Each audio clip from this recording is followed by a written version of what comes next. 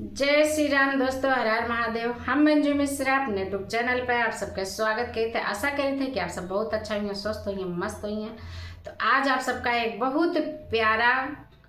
बेटा विवाह सुहाग गीत सुनावे जाती है। हमारे गीत कैसे ला कमेंट में जरूर बताइए और अपन ढेर सारा प्यार आशीर्वाद दिए। जय श्री राम, हर हर महादेव।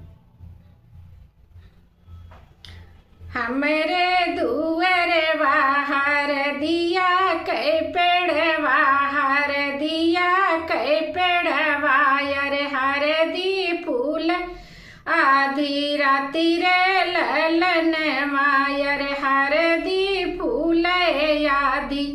राति रे ललन माँ घोड़े बा चढ़लिया में दुल्हे कमन रामा दुल्हे कमन राम अरे तू रही हर दिया कै गाठी रे ललन मायर तू रही हर दिया कै गाठी रे ललन माँ भीतरा से निसरी है सासू का मनी दे अरे सासू का मनी दे अरे बतिया पूछई अरे थाई रे ललन माँ अरे बतिया पूछई अरे थाई रे ललन माँ किया करे हाया तू ही उलरू से दुलरू अरे उलरू से दुलरू अरे के का बियाहन तू ही जल रे ललन मायर के का बियाहन तू ही चल रे ललन माँ काहे का तुरा दुल्हे हर दी के गठिया अरे हर दी के गठिया अरे हर दी बड़ी सुकुवारी रे ललन माँ अरे हर दी बड़ी सुकुवारी रे ललन माँ राजा दशरथ जी के पुतवा जे होई अरे पुतवा जे होई अरे सीता बियाहन हम जब रे ललन माँ अरे सीता बियाहन हम जब रे ललन माँ यही रे हर दिया से रंगा धोतिया पगड़िया अरे धोती या पगड़िया अरे पहिरी के जब ससुरारी रे ललन माँ अरे पहिरी के जब ससुरारी रे ललन माँ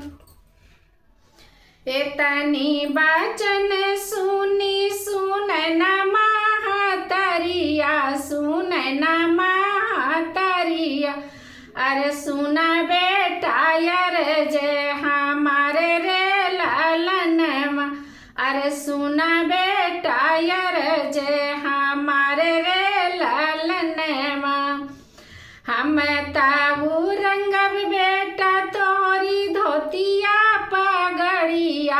अरे धोतिया पगड़िया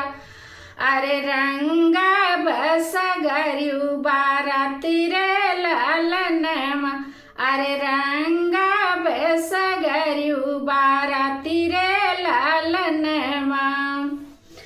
इतनी बचन सुन दुल्हे हो रामा अरे दुल्हे हो रामा अरे बतिया पूछई अरे थाई रे ललन माँ अरे बतिया पूछई अरे थाई रे ललन माँ काहे का रंगू मैया हमारी धोतिया पगड़िया अरे धोतिया पगड़िया अरे काहे का रंग भूसगरियु बाराती रे ललन माँ अरे काहे रंग भूसगरियु बाराती रे ललन माँ इतना जो सुन सुन महातरिया सुन महातरिया अरे मन ही रहा है अरे मनहि मनहि हर साई रे ललनमा तू ताऊ हया बेटा हमरा दमदवा अरे हमरा दमदवा अरे सगरु भारतिया हमरे दल के सिंगरवा अरे दल के सिंगरवा